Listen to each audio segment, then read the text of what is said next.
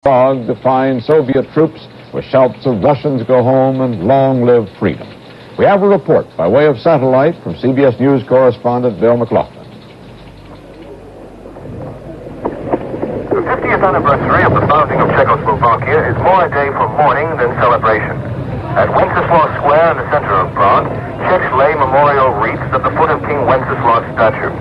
Some people died near here throwing rocks at Soviet tanks during last August's invasion.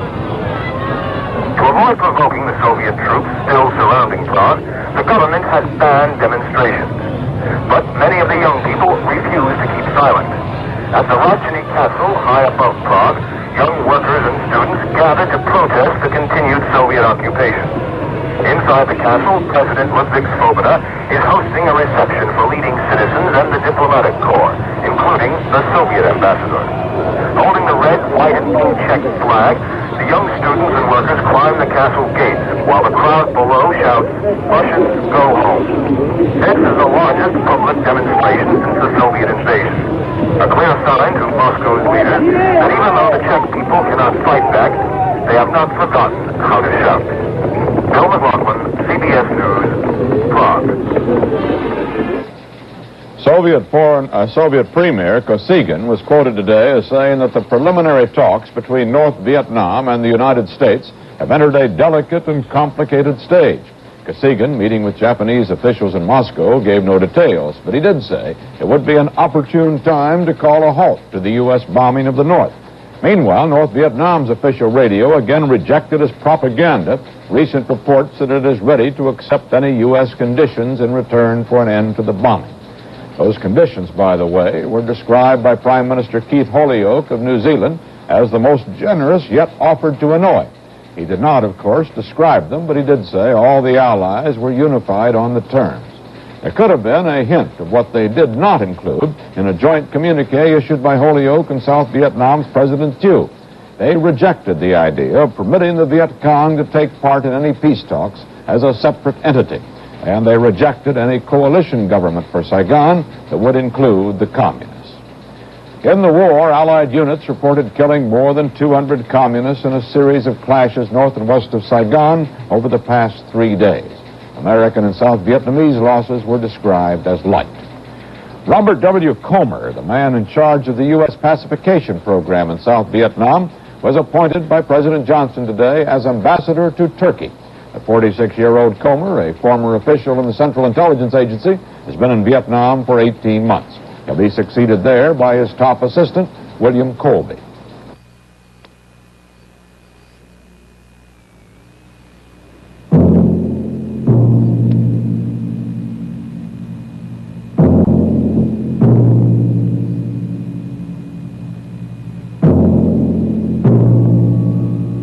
You think it won't happen to you, and then it does. Everything you've worked years for is smashed in a day. You're in trouble, and you need help. Continental Insurance can't give you your house back, but we can help by getting an adjuster to you fast. Continental has adjusters all over the country, ready. And when a disaster strikes, we'll fly as many into the area as we need to get to you fast. When you're in a spot like this, that makes a difference.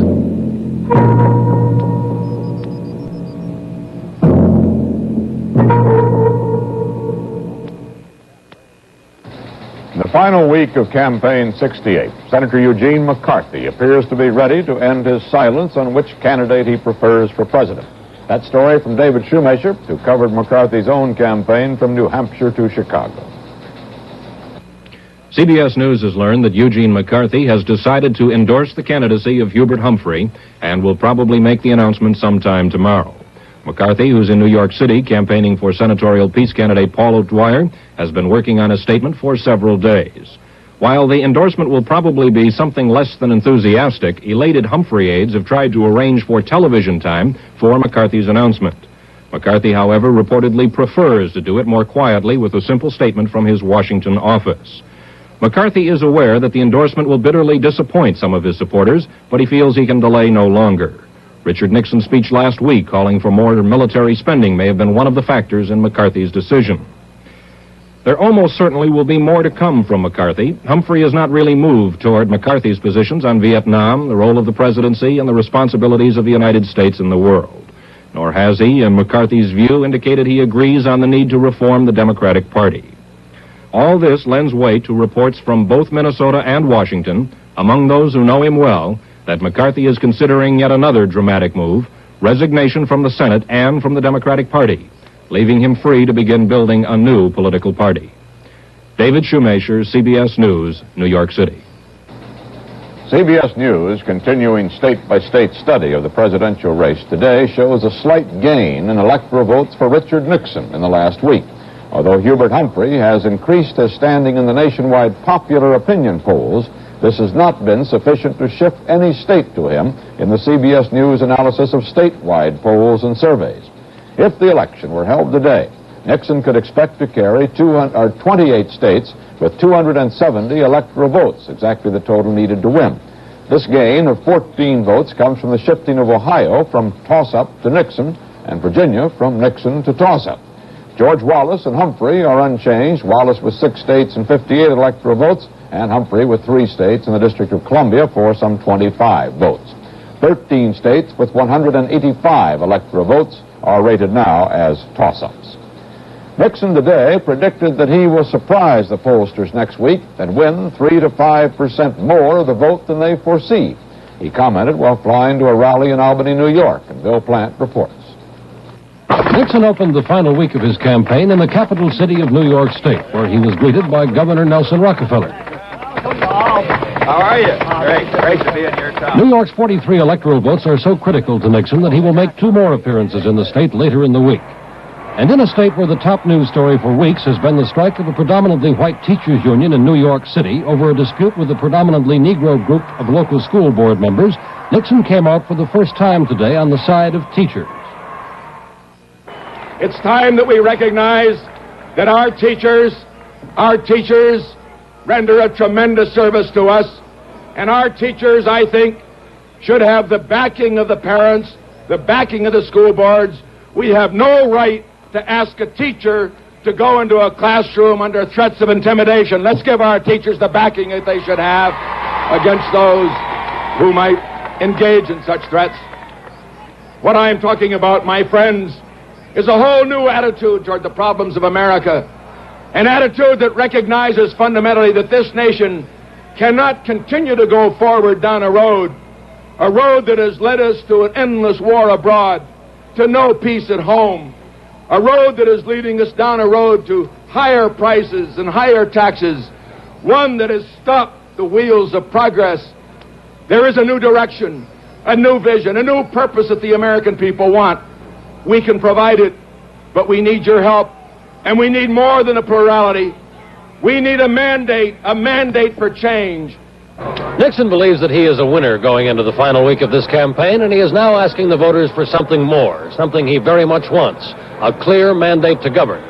And if he is to receive such a mandate, it will have to come from the supporters of Wallace and Humphrey, and they will be the special target in these closing days of the campaign. Bill Plant, CBS News, with the Nixon campaign in Albany, New York.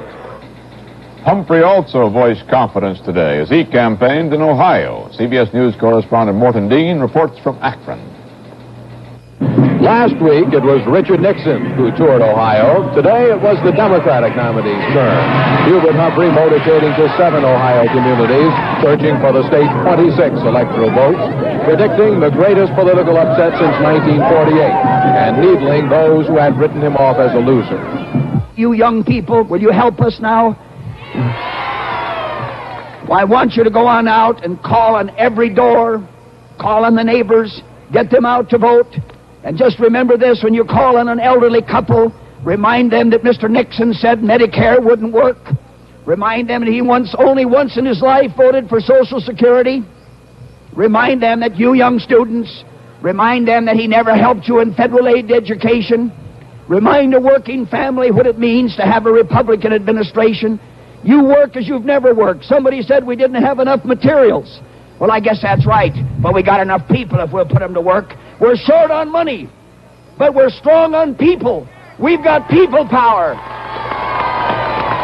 So, listen, I feel great. I tell you, we're going to give the biggest political upset that this country's ever seen, and I want you to be a part of it.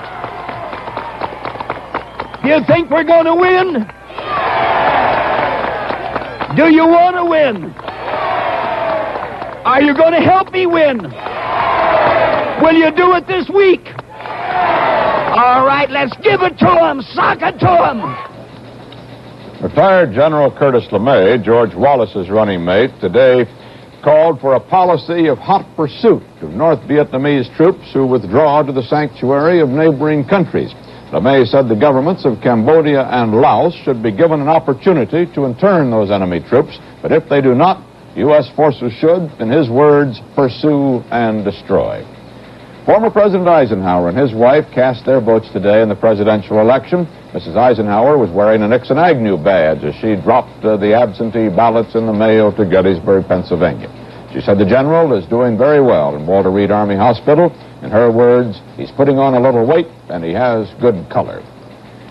Wilbur Brucker, Secretary of the Army during the Eisenhower administration, died in Detroit today of a heart attack. Brucker was 74.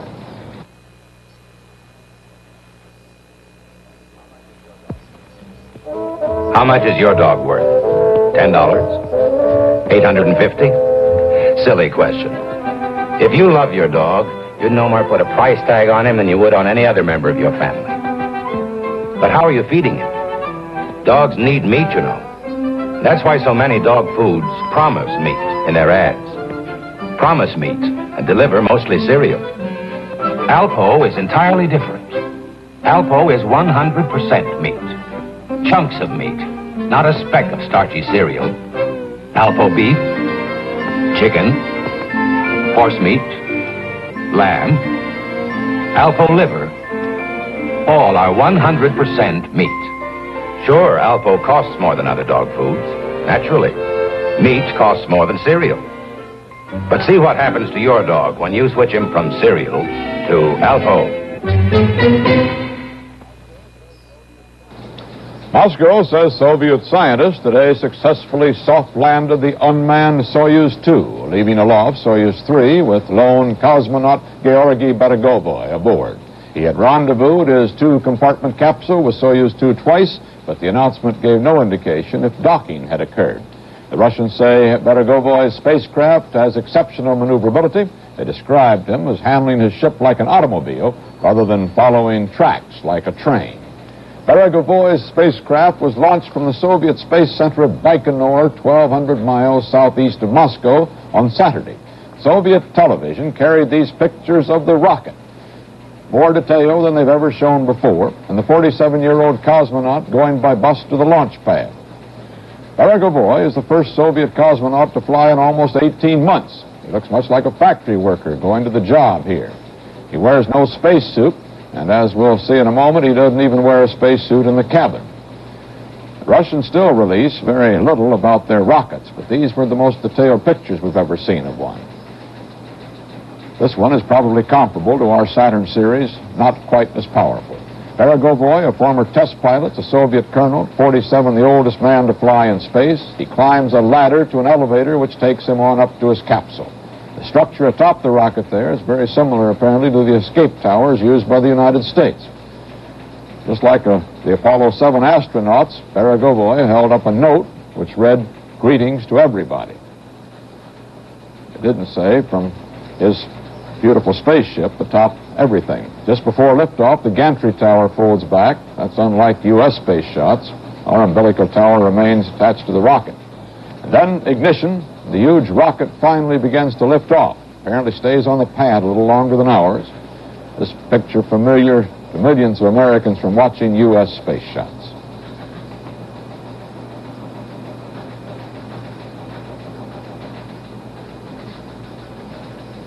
U.S. space officials say they intend to decide week after next whether to send Apollo 8's 3 astronauts around the moon or keep them in Earth orbit. The success of Apollo 7 has led to the more ambitious possibilities, which include orbiting the moon for perhaps one day, or making a figure 8 around the moon, or undertaking a deep orbital mission around the Earth, extending perhaps 4,000 miles out in space. In West Germany, Chancellor Kurt Kiesinger and Foreign Minister Willy Brandt are taking personal charge of a study of that country's intelligence agencies. That announcement in Bonn today came in the wake of a series of arrests, suicides, and disappearances among West German government figures. The headline case was a high-ranking West German naval officer attached to NATO who was under investigation for espionage when he was found shot to death last month. Prices closed lower on the New York Stock Exchange today. The volume was 11.75 million shares. The exchange index lost 19 cents.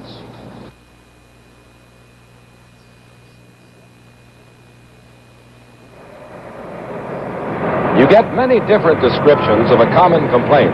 It's a stuffy, uncomfortable feeling for me. It's a tense, tight burning sensation. An upset stomach. I suppose it's a very precise description. All I know is that it's a rotten, miserable feeling. Recognize your description of heartburn and acid indigestion. People are affected differently, but one product relieves all those symptoms. Digel, the extra action antacid, with the extra action of simethicone. This white layer of Digel contains effective antacids to neutralize excess acid. This yellow layer contains simethicone in a patented formulation that breaks up frothy bubbles of gas to help relax your tense, tight stomach. So whatever you call indigestion distress, remember Digel with simethicone is the extra action antacid that brings you more complete relief, tablets or liquid. The men around a candidate in a presidential campaign become the men around the White House when that candidate wins. From John Hart now, a film report on one possible White House team. This is KH-4514, Nixon aircraft, calling St. Louis operator. This is Marvin Sneed. KH-4514, Nixon aircraft, calling Kansas City operator. If Richard Nixon wins this election, one of the reasons will be the Marvin Sneeds of his world. Marvin Sneed is an expert communicator. Richard Nixon is surrounded by expert communicators. Marvin Sneed is the Radio Shack operator aboard the Tricia, Nixon's personal campaign plane. He calls radio stations on the ground, they call a telephone company, and the wireless teletype aboard the flying Tricia has instant communication with another teletype in Nixon's New York headquarters. The Radio Shack is also connected to half a dozen wireless telephones, one of which belongs to RN, as the candidate is affectionately called, in his sequestered cabin up front. The same facilities are available on the ground, so Richard Nixon's mind can reach nearly anyone, anytime, if the line isn't busy. Many of the expert communicators are very young, as politicians go. Take Dwight Chapin, 27, graduate of the J. Walter Thompson Advertising Agency. Chapin is Nixon's personal aide. He keeps the curtains closed aboard the Tricia and helps keep his way open on the ground. He is more than a valet, although he does that too. In flight, Nixon seldom leaves his curtained privacy. Mrs. Nixon seldom enters it. She shares the staff section, chatting with them or visiting reporters. Another young alumnus of the Thompson Advertising Agency is 29-year-old Ron Ziegler. He switched from managing the Walt Disney, 7-Up, and Blue Chip stamp accounts to managing arrangements for newsmen for Richard Nixon. Nixon brags he will have the youngest White House staff in history. A good bet for it is 27-year-old Pat Buchanan, writer of speeches and position papers. Buchanan really is one of the forgotten Americans, a youthful conservative, and he really thinks Nixon can reach the young radicals. I think the way you're going to get them, if you're going to bring them aboard, is when and if Mr. Nixon's elected president, that he makes a conscientious effort to apply his ideas to the problems of the cities and the problems of our times, and these people see that it is a new direction, a new effort is being made. I think that they'll want to join into the effort if they see some hope for its solution. The rear of the airplane is the fraternization area for reporters and staff. On the left is Bill Sapphire, a New York public relations man who writes speeches now.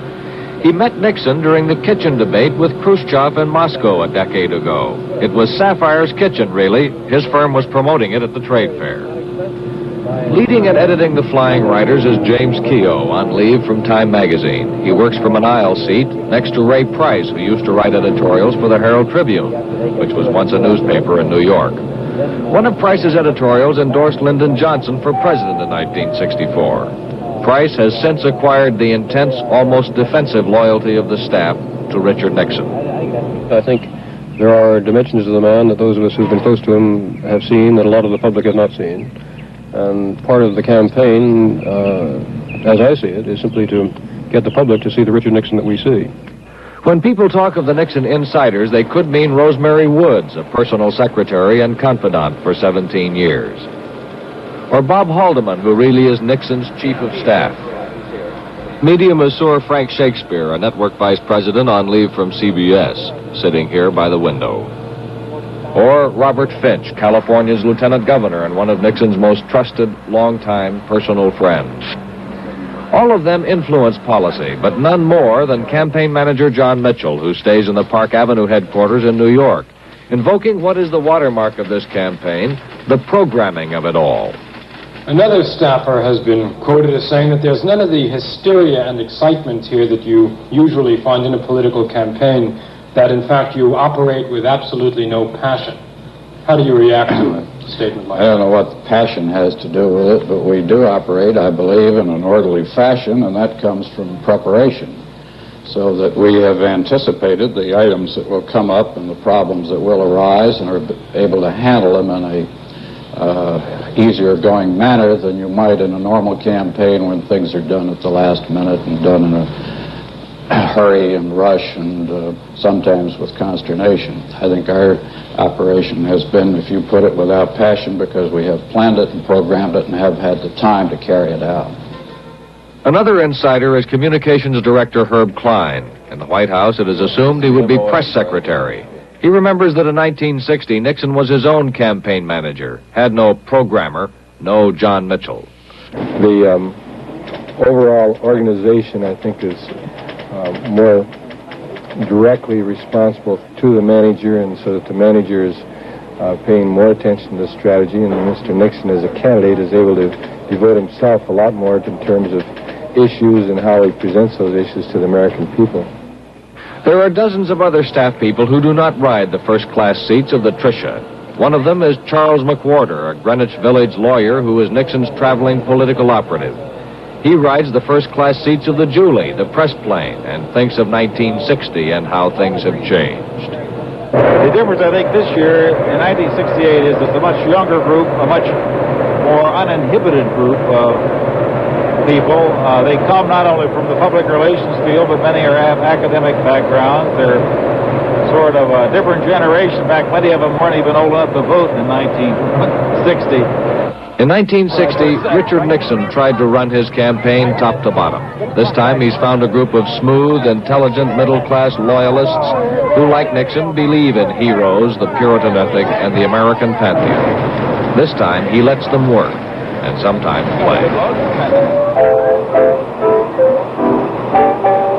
The songs aboard the press plane on the electric piano soothe. They do not protest. They are more vintage Bing Crosby than Pete Seeger. And the Nixon staff is the prototype of their candidates' forgotten Americans. They understand success. And in their crusade for their oppressed majority, they confidently await a programmed victory. John Hart, CBS News, aboard the campaign plane Julie, somewhere over Florida.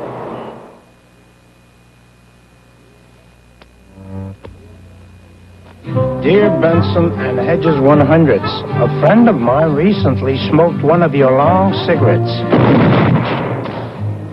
He didn't get any of those extra puffs you promised. Dear Benson and Hedges 100s, so far I have not been able to enjoy all your extra puffs. But I'm not complaining. Dear Benson and Hedges 100s, I prefer your cigarette more than any other brand. Mayhaps someday I will purchase a pack. Keep those letters coming in, folks. We love hearing from you. At least we think we do. This fine razor isn't made by Persona. It's made by a competitor. But to get the best shave with it, use the new electro-coated Persona blade. Maybe someday we'll make the best razor.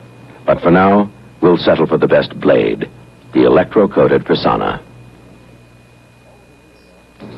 Over the weekend, President Johnson made it clear that he is going all out for the election of Hubert Humphrey in the final days of Campaign 68. Eric Severide examines the reasons for that decision. Eric? President Johnson has described himself as a free man, an American, a public servant, and a member of his political party in that order. But the order of temporary emphasis, of course, can change, and from now to November 5th, the last will be first. The Johnson on display will be the party member. This is what Mr. Nixon has accomplished with two statements. One calling for a big step up in our nuclear arsenal, while the Johnson government is trying to reestablish negotiations with Russia in order to get a leveling off of the arms race.